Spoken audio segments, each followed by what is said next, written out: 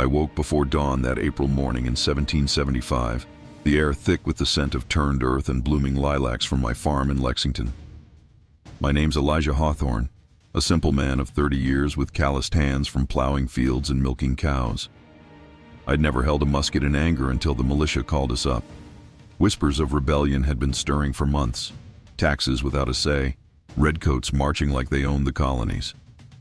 When Captain Parker roused us with word that the British were coming to seize our powder stores, I grabbed my old fowling piece, kissed my wife goodbye, and joined the line on the green.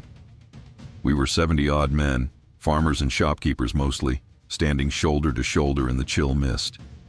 My heart pounded like a drum as the redcoats appeared on the road, a column of them in their bright uniforms, bayonets glinting under the rising sun. "Stand your ground," Parker barked. "Don't fire unless fired upon." I loaded my musket with trembling fingers, the powder tasting bitter on my tongue. Then came the shot. Who fired first, I'll never know. But suddenly, the world erupted in smoke and thunder. Men fell around me, screaming as balls tore through flesh. I fired once, blindly into the haze, then reloaded as fast as my shaking hands allowed. The British advanced like a tide, their volleys disciplined and deadly. We broke soon enough, scattering into the woods and fields. It was no victory for us. We'd lost the green, lost good men like Jonas and old Deacon Monroe. I ran with a handful of others, Sam, the blacksmith, and young Will from the tavern, our breaths ragged, muskets clutched like lifelines. We regrouped behind a stone wall along the road to Concord, hoping to harry them as they marched on.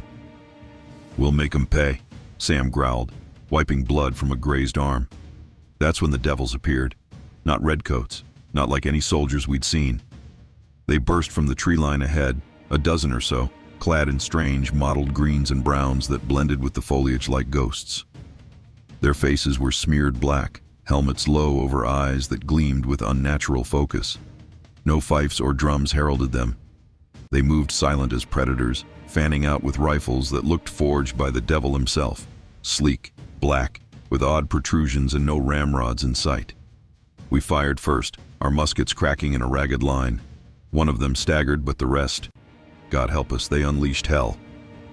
Their weapons spat fire without pause, a chattering roar like 100 muskets fused into one. Bullets whined past us, splintering the wall, punching through trees. How? I'd seen a man load and fire thrice in a minute if he was quick, but these barked endlessly, flames licking from the muzzles in bursts. "Witchcraft!" Will cried, his voice breaking as he fumbled to reload. Sam went down beside me, a hole blooming red in his chest.